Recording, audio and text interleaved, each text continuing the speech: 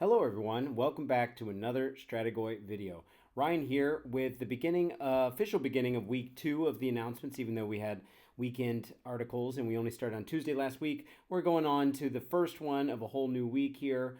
That's the Monday article covering Kruleboyz, but it's not only covering Kruleboyz, we're also covering the little extra news bit here about the new General's Handbook. And then we're also talking about the new Nighthaunt terrain piece. If you saw my video on the Nighthaunt new battle formation that interacts with the terrain piece, I didn't really know anything about the terrain piece because I couldn't find the rules article there for that guy, I mean. But here we have the new terrain piece. So let's cover that really quick, and then we'll go on to some of the news and the Kruleboyz stuff. So for the Nighthaunt, it says add the following rules to Faction Pack Nighthaunt. I'm assuming that's getting added immediately. I don't know if this counts as a Scourge of Ghyran thing. I don't think so. So obviously we're getting the Nighthaunt Battle Tome within the next few months, but I guess we can go ahead and start using this terrain piece early, since you could just buy the Soulblight version of it and then paint it ghostly, and then all of a sudden you've got your Nighthaunt version. But let's take a look at what it does. So it's a once per battle army deployment phase ability. If there is a friendly Nexus of Grief on the battlefield, you can set up 2 additional Nexuses of Grief on the battlefield. Now what's going on here? You might think, well, how do I get the first one? This is a deployment phase ability. It works just like the Soulblight version now. But basically, because it's a faction terrain piece, you get to use the normal faction terrain setup ability that happens before deployment of your units. So because this is a deployment phase ability, the one we're looking at here, this happens after deployment is finished, kind of like choosing your honor guard in the current GHB. But before that happens, each army, starting with the active player, has to set down their faction terrain pieces if they want to. If you choose not to, then you wouldn't be able to use this one because there has to have already been one on the field. But if you have committed to putting one down, then you can put the other 2 down. And by the way, when you set up the first one, kind of like with a Skaven Gnawhole, it follows all of the normal rules for setting up a faction terrain piece as per that rule for setting up deploying a faction terrain piece. So outside of 3 of objectives and terrain features, and wholly then your territory. But then once this kicks in, then the new rules are applicable, which sometimes are different. Like for the Skaven Gnawholes, they have to only be outside of 1 inch and can be in your opponent's territory. Or anywhere on the board, really. Okay, so anyway, so basically this checks for, did you choose to set down your first faction terrain piece? And if so, then you may choose to set up 2 additional ones. Each must be set up wholly outside enemy territory, so it could be in no man's land or inside your territory, but can't touch any part of the enemy territory. More than 3 from objectives and other terrain features, and more than 12 inches from all other friendly Nexuses of Grief. Designers note the original Nexus of Grief is set up in step 1 of the deployment phase using to deploy exactly what I just said. Now, it's interesting is because, never mind. We do have a second page here. I didn't realize that. Okay, so here's the actual war scroll for the Nexus of Grief. All right, so we've got 8 health, 5 up save, 5+ ward built into the terrain piece, kind of like the Sylvaneth Woods. It's got cover and impassable, and then it's got 3 rules. We've got a passive rule, a once per turn your movement phase, and a once per turn end of any turn rule there. So let's take a look at them kind of in the order that they would be applicable. So the passive is always on. Enemy units cannot use commands while they're within 3 inches of this terrain feature. I don't know how important that is. Maybe you're trying to like lure them over there. It's relatively easy to kill one of these. Of course, it does have a 5-up ward. But I don't know. I mean, that seems okay if you can like force them to be there. Remember, we also said that the battle formation that we saw, the new one in the Nighthaunt update, lets one of these things move. So I guess it could move, I think that was end of any turn, into combat with someone, and then for the next turn, they would have commands turned off. So no redeploys, no rally, all that kind of stuff. So that's maybe interesting, but you'd have to choose that that battle formation. I don't know if that's worth it. Well, let's take a look at some of the other stuff, though. Once per turn, army, your movement phase, so 5 times per game. Remove this terrain feature from the battlefield and set it up again on the battlefield within 3 inches of a friendly Nighthaunt unit, more than 3 inches from objectives and enemy units, and more than 12 inches from all other friendly Nexuses of Grief. So the cool thing is this is kind of like a weird Shards of Valagar-esque terrain piece that can move in your movement phase, it can teleport, but you only can do that on one of the three pieces. Because when it's looking at this rule, it's looking at this rule for each piece of terrain, even though they all share the same rules. That's why it has once per turn army. So the weird thing with interacting with this rule is that it has to implicitly be outside of 3 inch from enemy units, which means it's not in combat, which means it's not turning off commands.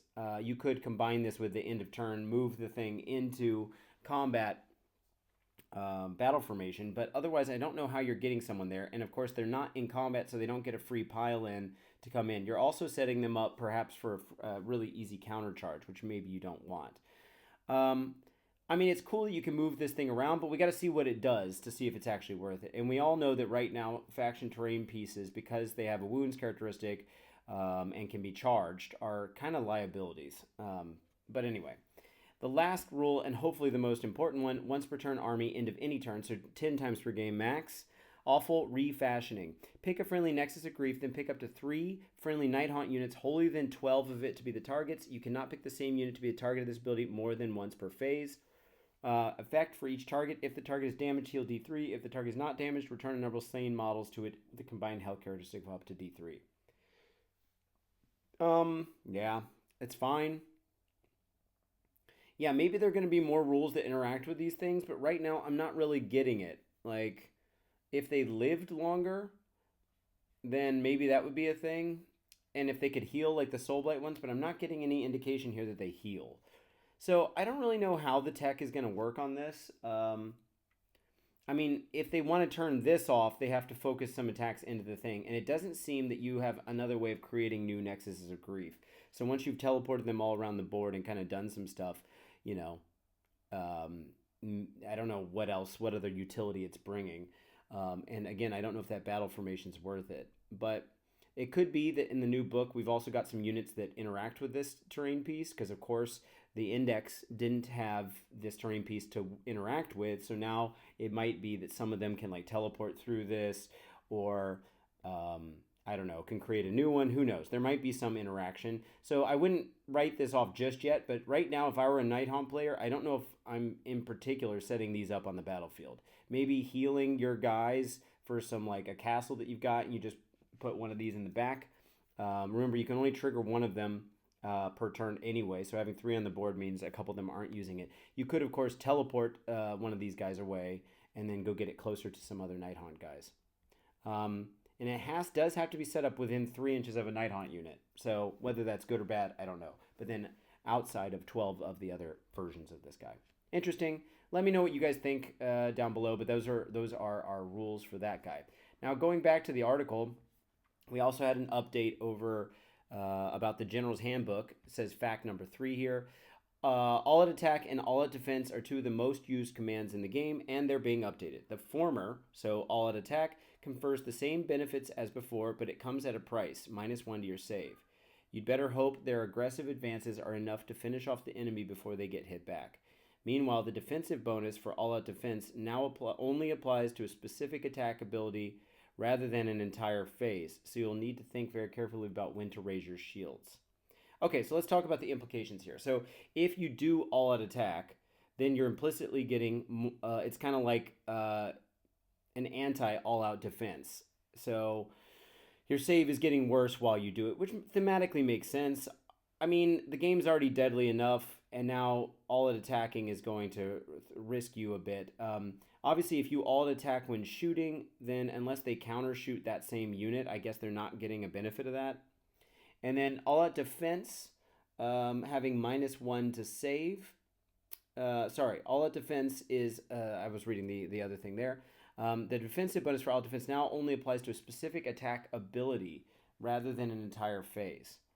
So I guess that means as a reaction to one unit used in attack to attack with all of their melee weapons. It's not saying against only one profile, it's saying against one whole activation from a given unit. For those that don't know, by the way, all-out attack, specifically on the, or at least current wording of all-out attack, says for the next time that you fight, whereas all-out defense said for the rest of the phase or the rest of the turn, one or the other.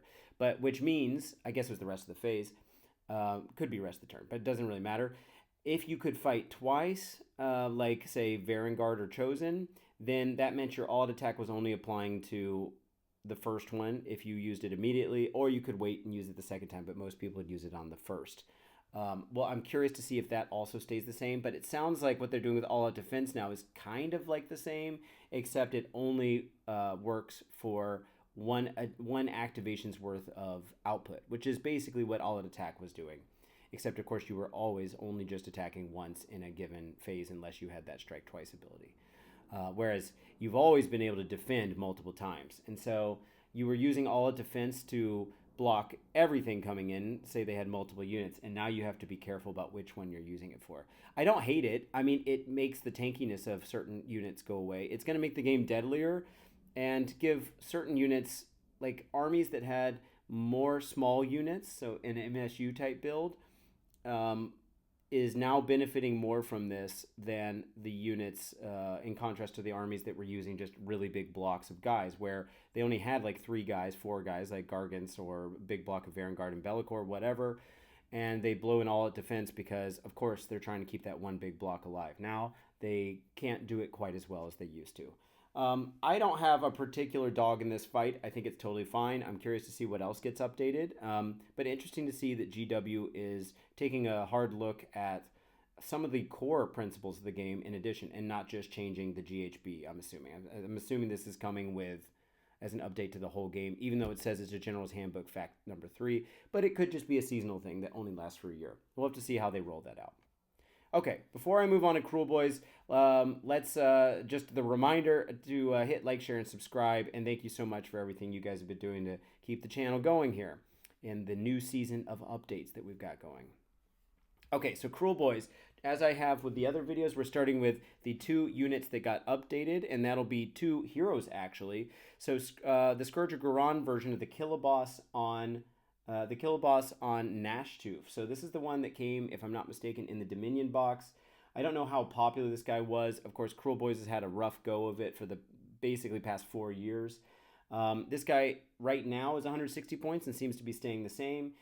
0 to 1 Mob Wrangler stays the same, and any Kruleboyz as well. The base, of course, is the same. So they said unit size 5. I think that's a typo, right? This is not going to be a unit size 5. But, you know, maybe you need to go buy 5 of these. Before you do that, though, I mean, they probably would be an amazing unit if you got 5 for 160 points, given maybe whatever we see is on the war scroll in a moment here. But I think that's a typo, guys, so don't get too excited. And then we got Swamp Boss Scumdrek. This is the named guy on the Sledge Raker Beast. So he's going up 30 points with this version and seems to keep the same regiment options and, of course, same base. So let's go take a look at those war scrolls. They're going to do Swamp Boss Scumdrek first, so we'll take a look at him. As I have in the past, I look first at the wheel, then at the keywords, and then we're going to go back and look at the melee profiles and end with the abilities because those tend to change the most. 8-inch move, 15 health, control 5, 4-up save, no ward, unless something's down below that they didn't put up above. He's unique, hero, monster, destruction, Kruleboyz. Nothing has changed with those. Let's take a look at the melee weapons. So, there were 2 companion weapons and his main weapon. Let's look at his main weapon first, the Snatch-a-Stick. It was 5 attacks with crit mortals, 4s, 3s, -1, 2. Doesn't seem to have changed. Then we had 2 melee profiles before. That was the Talons were at 6 attacks, 4s, 2s, -1, -1, 2, and no crit mortals. But then we also had 1 attack, 4s, 2s, -1, D3, +3 for a swingy attack. Now we're losing the swingy attack in order to get crit mortals and get +1 damage. I think ultimately I'd probably like that better. The swinging attack's good, but it's not like it had great rend or anything. I don't know. Someone let me know what they think, but I think this is totally fine. It's at least a lateral move, if not an improvement, I think. By the way, he does still have battle damaged, that the talons go down to 4. So that's going to hurt a little bit more because the bite never got reduced because it couldn't. It only had 1 attack to begin with. So in a sense, that's a nerf. But anyway, let's see what the abilities look like. And like we said, this guy did go up some points. He had 4 abilities, and one of which was the bracketing that I just talked about. He had a deployment phase ability for choosing an enemy unit on the battlefield to be the bet, and then add 1 to wound rolls for attacks made by this unit and friendly Hobgot Slittas that target the bet. I don't know how much people were really using Hobgot Slittas, but I guess adding +1 to wound on this guy was fine. Remember, that would only apply to the rider himself, so that would be putting him on 2s instead of 3s, and not to the beast, which didn't need it anyway. Okay, then there was also a deployment phase ability for the Accountant crew. Pick a friendly Hobgot Slittas unit within this unit's combat range, so 3 inches, and this would be in the deployment phase, so they just have to start up next to each other to be the target. For the rest of the battle, the target's Slitta knives, I'm assuming that's the only attack profile Hobgot Slittas have crit mortals while they're holy than 12. I mean, that's pretty good. If I go over to them real quick, Hobgot Slittas, they were a unit of 10 guys, max 20, 2 attacks each on 4s, 5s, no rend 1. So, you're doing some amount of weight of dice to get some crit mortals out. It's too bad they came in units of 10 instead of 20. If you had a block of 40 that could do that, I would be more impressed. And of course, this unit, this is one of the armies that already has a battle tome, so we're not expecting anything to be changing in the near future. This will be it for a while.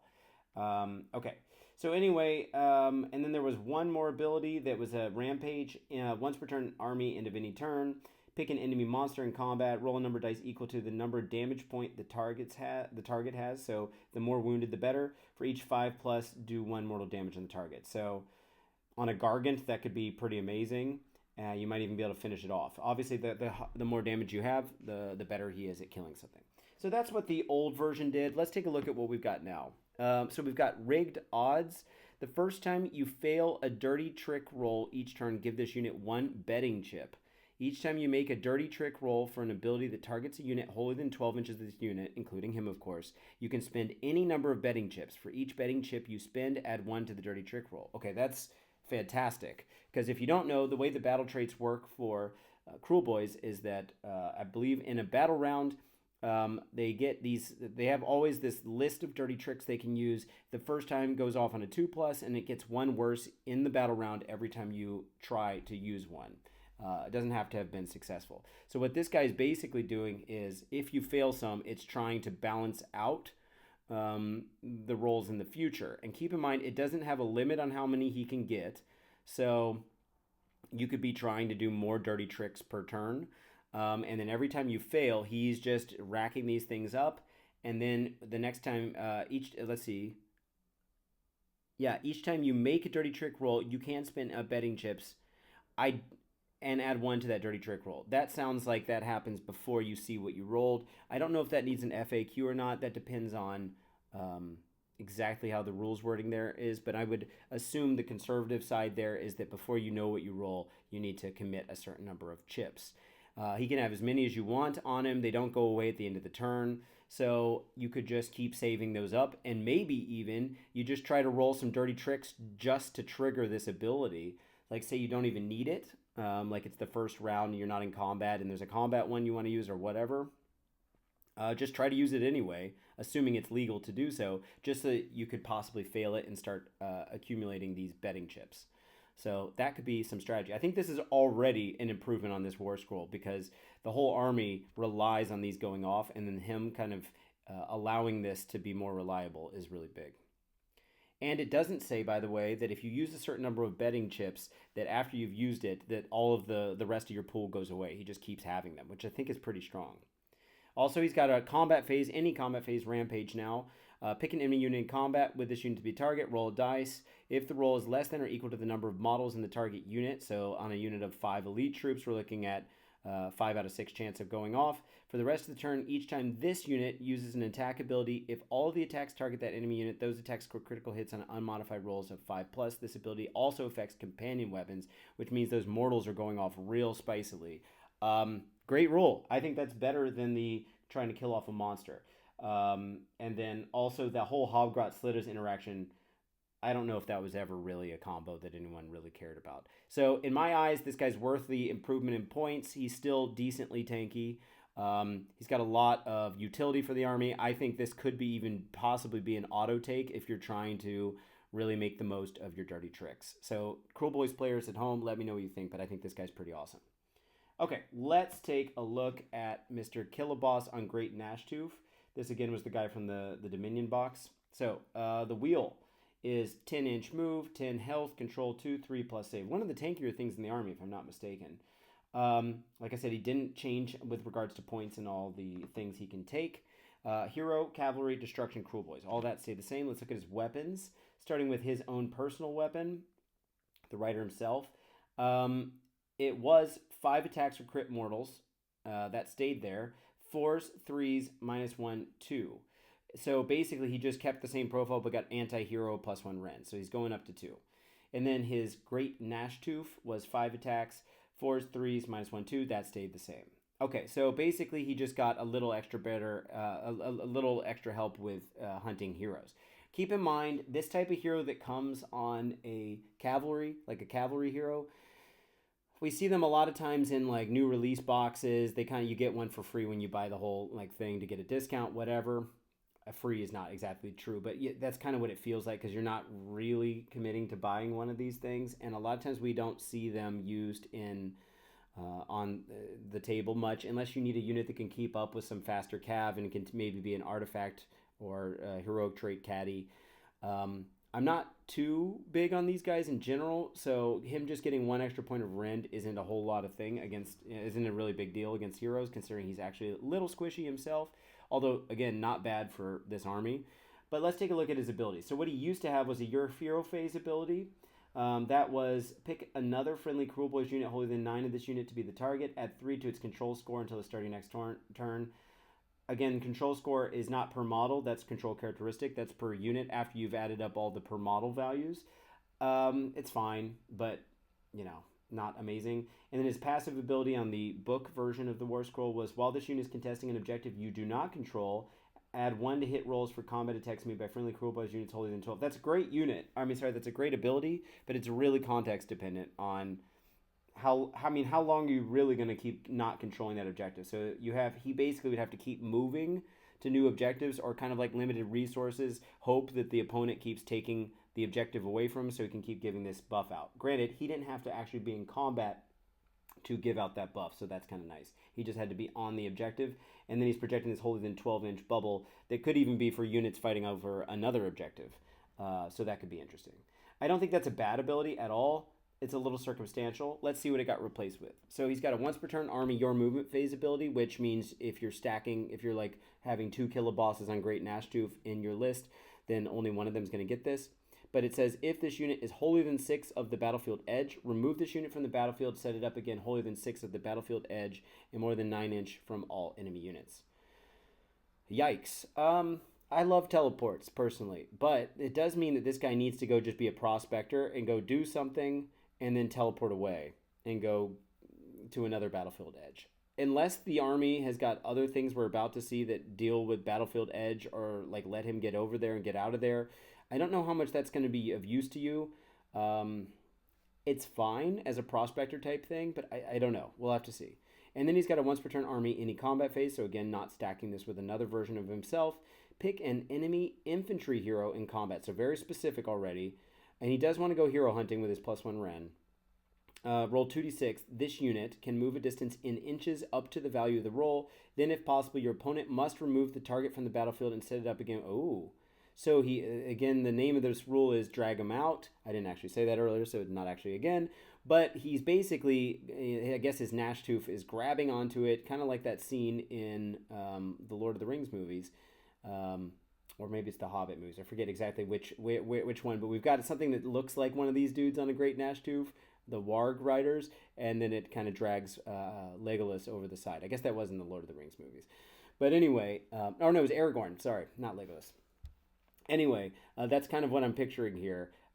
Pretty cool. So you're not getting out of combat with that unit, but you are dragging it along with you somewhere else, which could be a big deal. Problem is, it's just an infantry hero. And even though that's flavorful, how often is that guy surviving long enough to, be an impactful? If he's that close to your army, you were able to get into him, it's going to drag him if maybe he was generating a bubble or something that was important for the units around him. That could be big.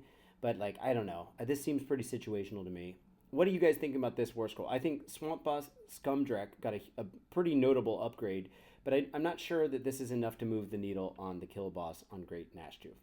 But let's take a look at the rest of the Kruleboyz updates. Scrolling up. All right, we got 2 battle formations, and then we got some monster traits. If I'm not mistaken, the other army that got monster traits was Feck. Just for fun, let's look at the monster traits first. So we got Mean Un. Add 1 to the hit rolls for attacks made with this unit's companion weapon. So let's take a quick inventory of what the non-unique monsters are in Kruleboyz. So we've got the Break-A-Boss on Marbrut Troggoth. Is he a monster? Yes, he is in fact a monster. That's the guy who's got the padding on the back of the Troggoth dude. While I'm looking at him, let's just look. What would +1 to hit do for him? It takes him from 4s to 3s. So, that's good. We've also got Gobsprat can't take it. Hoggot Slitted Boss is not on a monster. Killaboss and Corpse Rip Vulture, he would qualify. So it's for all of the companion weapons, and there's 2 of them. And that's +1 to hit. So that's taking the Stinger from 3s and 2s to 2s and 2s. Nice. And taking the Talons and Beak from 4s and 2s to 3s and 2s. I like that on him. That's cool. We got the Killaboss on Great Nashtooth is cavalry, so that doesn't count. Let's see, Kragnos wouldn't count, obviously. Snatcher Boss on Sledge Raker Beast is going to be our last one that's non-unique.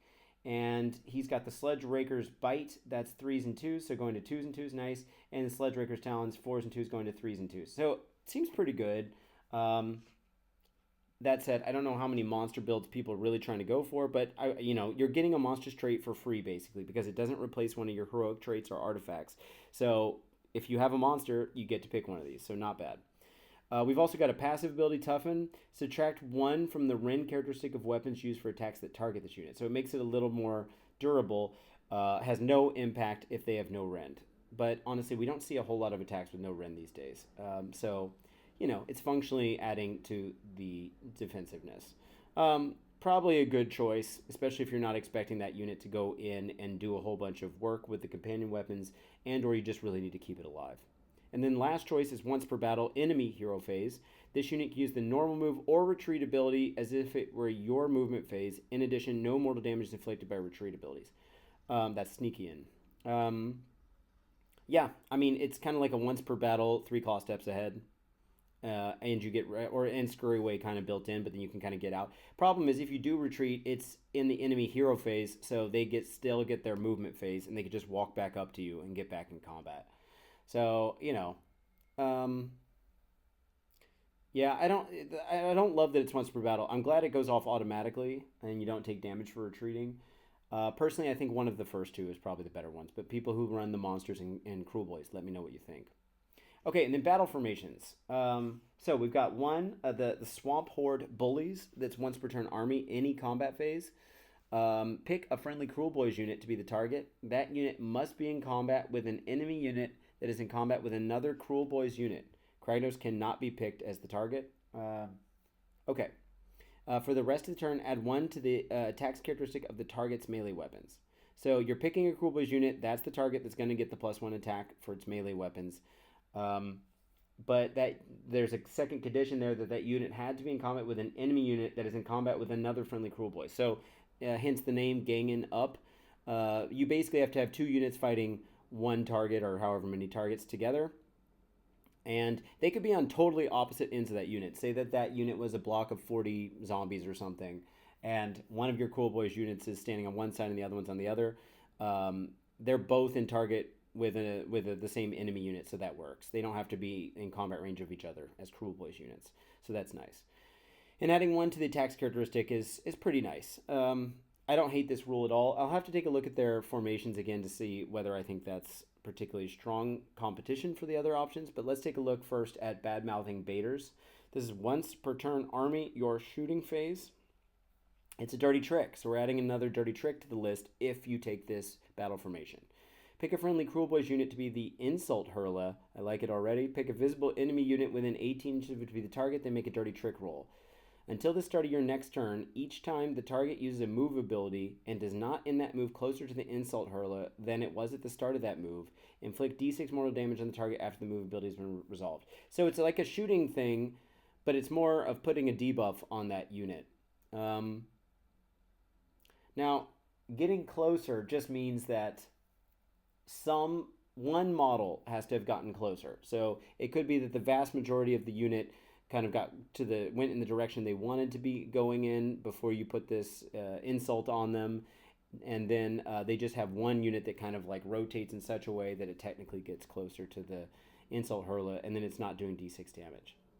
I don't know what a good combo would be, and the fact that you have to throw away one of your dirty tricks, or make your rolls get worse in order to trigger this. And obviously, if you're taking it as your formation, that means you're kind of hoping to have this go off at least 3 to 4 times a game. Um, I don't know. I have mixed feelings about that one. What do the Kruleboyz players at home think? I'm going to take a quick look at their battle formations. They had the Kruleboyz Claw, which was friendly Kruleboyz units that are wholly within 3 inches of terrain feature, not visible to enemy units more than 12 inches away, including for not just shooting, but everything that requires visibility. We had Light Finger was you can use the sneak and dirty trick ability twice per turn instead of only once. That's the movement one, if I'm not mistaken, the teleporting one, but I'll have to double check that. The middle finger, cool. Was a shooting phase thing. A pick up to 3 friendly man skewer bolt boys or beast skewer killbow units for the rest of the turn. Add 3 inches to the range. Yeah, that seems decent. And then Trophy Finger was a passive ability. Companion weapons used by friendly Kruleboyz have crit 2 hits. Keep in mind that if you gain that, you don't get to double it with, say, crit mortals like we saw on Swamp Boss Scumdrack. So you'd have to choose one or the other. I'd probably go for... there's no version of reality where I wouldn't go for crit mortals.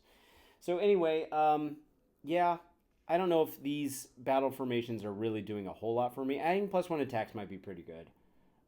If you've got a big block of dudes, say you've got... What's the best war scroll for a big block of dudes in Kruleboyz? That would be Gut Rippers, I guess. Because the monster killers can't reinforce, if I'm not mistaken. So a Gut Rippers unit comes in 10s. So you'd be reinforced to 20s. Each one has 2 attacks. You're bumping that up to 50%. They've got crit mortals, and I'm pretty sure there's a way that you can trigger those on 5s instead of 6s through a buff from someone else. So that seems like a pretty decent thing. You're increasing their output by 50%, and just weight of dice, more likelihood that you hit some of those crits that you really need. I think there's also a way to increase their damage too, if I'm not mistaken. But anyway, I'm not sure I like the shooty one. It's flavorful, it's interesting, but I think I like the first one better. I think that could be a contender, but you just have to make sure you're double teaming a unit. And then the companion weapons, yeah, I like the 2 aggressive defensive, the 2 passes better than the enemy hero phase one, the once per game. And then, like I said, Swamp Boss Scumdrack, I'm a bigger fan of than the Killer Boss on Nashtooth. Anyway, what do you guys think, though? You guys are the experts on Kruleboyz, perhaps. Let me know what you're thinking. Hope you're enjoying the series. I'll see you tomorrow. Oh, let's see what the new article is going to be tomorrow. Did they give us a hint? Make sure you return tomorrow. The article will be quite humorous. Interesting. I don't know why that's not triggering anything for me. It's definitely a pun. Uh, Interesting. Yeah, someone let me know which article that's going to be. I don't know off the top of my head, but that's kind of funny. All right, cool. Anyway, until next time, guys. Ryan out.